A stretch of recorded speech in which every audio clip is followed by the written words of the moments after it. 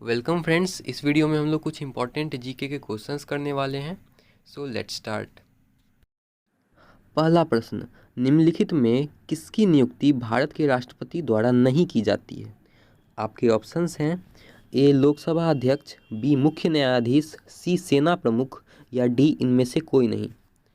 तो right answer is a Lok Sabha अध्यक्ष।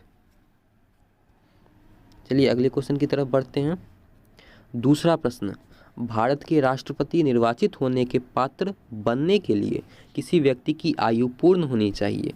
या इसी सवाल को एक और तरीके से पूछा जा सकता है कि भारत के राष्ट्रपति बनने के लिए किसी व्यक्ति की न्यूनतम आयु कितने वर्ष होनी चाहिए। तो आपके ऑप्शंस हैं ए 21 वर्ष, बी 25 वर्ष, सी 30 वर्ष या डी 35 वर्ष। राइट आंसर इज डी 35 वर्ष। अगला सवाल, राष्ट्रपति अपना त्याग पत्र किसे सौंपते हैं? आपके ऑप्शंस हैं ए उपराष्ट्रपति, बी सर्वोच्च न्यायालय का मुख्य न्यायाधीश, सी प्रधानमंत्री या डी लोकसभा अध्यक्ष। राइट आंसर इज ए उपराष्ट्रपति। ठीक है, अगला प्रश्न देखते हैं। ठीक है, चौथा प्रश्न, Tata iron and steel company या फिर टिस्को की स्थापना कब हुई?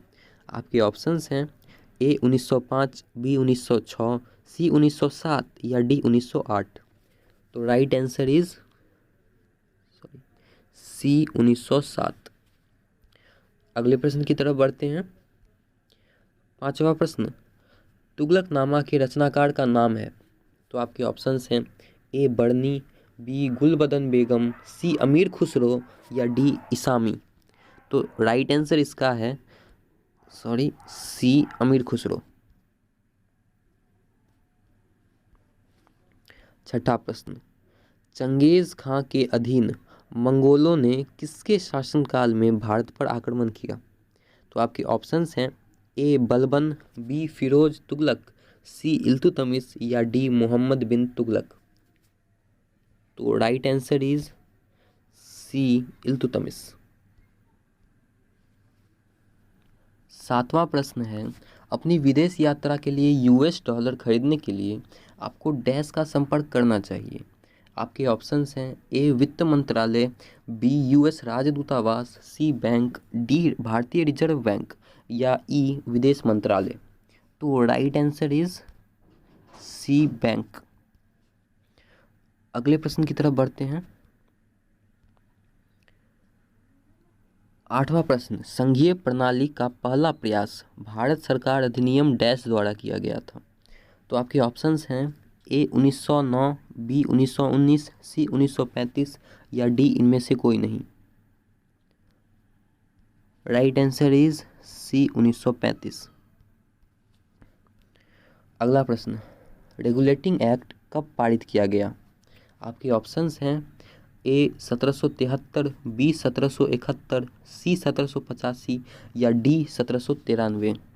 सो राइट आंसर इज ए 1773। अगले प्रश्न की तरफ बढ़ते हैं। 10वां प्रश्न, महारानी विक्टोरिया को भारत की साम्राज्ञी नियुक्त कब किया गया था? तो आपके ऑप्शंस हैं ए 1885, बी 1875, सी 1866 या डी 1858। तो राइट आंसर इज डी 1858। 11वां प्रश्न है, भारतीय इतिहास में वर्ष 1825 ईस्वी प्रसिद्ध है। तो आपको बताना है कि 1825 जो वर्ष था वो भारत के इतिहास के लिए क्यों महत्वपूर्ण है या क्यों प्रसिद्ध है। तो आपके ऑप्शंस हैं ए भारतीय राष्ट्रीय कांग्रेस की स्थापना के कारण, बी भारतीय राष्ट्रीय कांग्रेस के पतन के कारण, सी प्लासी के युद्ध के कारण या डी बक्सर के युद्ध के कारण। तो राइट आंसर इज ए भारतीय राष्ट्रीय कांग्रेस के स्थापना के कारण। ठीक है, तो अगला प्रश्न देखते हैं। 12वां प्रश्न है, किस गवर्नर जनरल के कार्यकाल के दौरान भारतीय राष्ट्रीय कांग्रेस बनी थी? ठीक है, तो आपके ऑप्शंस हैं A Lord Ripon, B Lord William Bentinck, C Lord Dufferin या डी लॉर्ड कर्जन। तो right answer is B Lord William Bentinck. ठीक है, तो अगले प्रश्न की तरफ बढ़ते हैं। 13वां प्रश्न है, भारतीय राष्ट्रीय कांग्रेस के संस्थापक कौन थे? ठीक है, इनमें से भारतीय राष्ट्रीय कांग्रेस के संस्थापक कौन थे ये आपको बताना है। तो आपके ऑप्शंस हैं A Vyomesh Chandra Banerjee, B Michael Hume, C Allan Octavian Hume या D Mahatma Gandhi. So right answer is C Allan Octavian Hume. और हाँ, इन्हें शॉर्ट फॉर्म में ए ओ ह्यूम भी कहा जाता है। सो याद रखिएगा आप, एलन ऑक्ट्रोवियन ह्यूम ही ए ओ ह्यूम का पूरा नाम था। और जो व्योमेश चंद्र बनर्जी हैं हम लोग के, ये क्या थे, हम लोग के भारतीय राष्ट्रीय कांग्रेस के प्रथम अध्यक्ष थे। सो ये भी बात आप लोग को याद रखनी है। ठीक है, ओके, होल्ड ऑन। ठीक है, तो अगले प्रश्न की तरफ बढ़ते हैं। 14वां प्रश्न है, दिल्ली सल्तनत के तुगलक राजवंश का अंतिम शासक कौन था?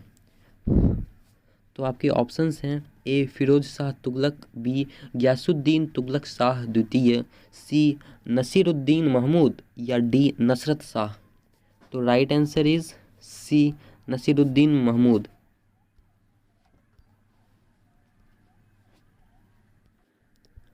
15वां प्रश्न, 2020 में भारत की जनसंख्या क्या थी?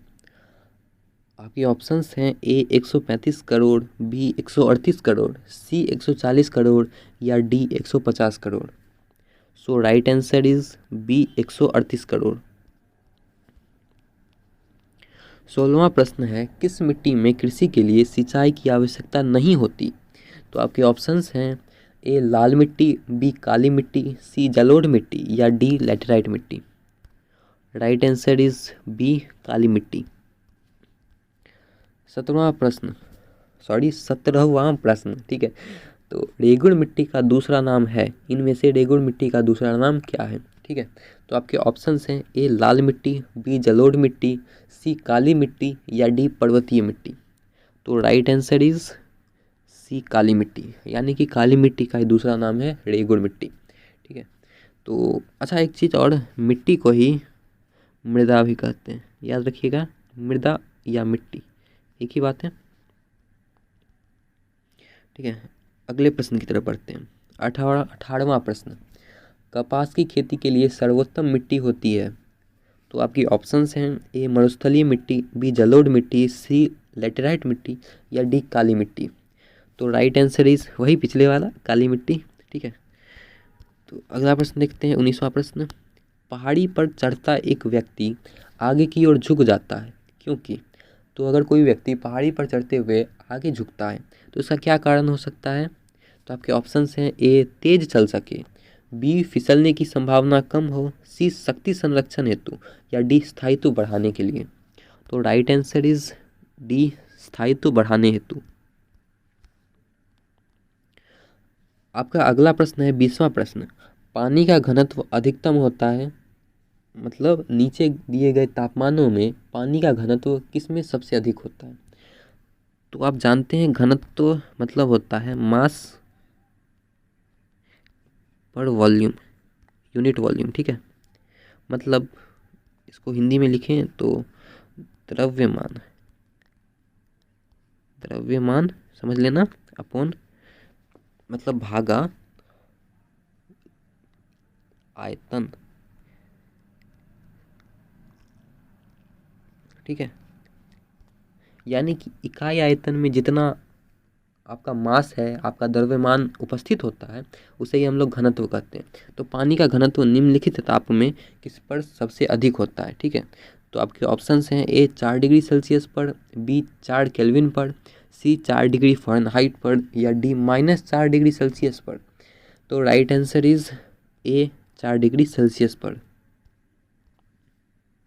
तो यही था आज का वीडियो। होप आपको आज का ये वीडियो अच्छा लगा हो। अगर आपको वीडियो अच्छा लगा तो प्लीज़ वीडियो को लाइक कर दीजिएगा, और हाँ, वीडियो को शेयर भी कर दीजिएगा, ताकि और भी आपके जो फ्रेंड्स हैं उनकी हेल्प हो सके इस वीडियो से।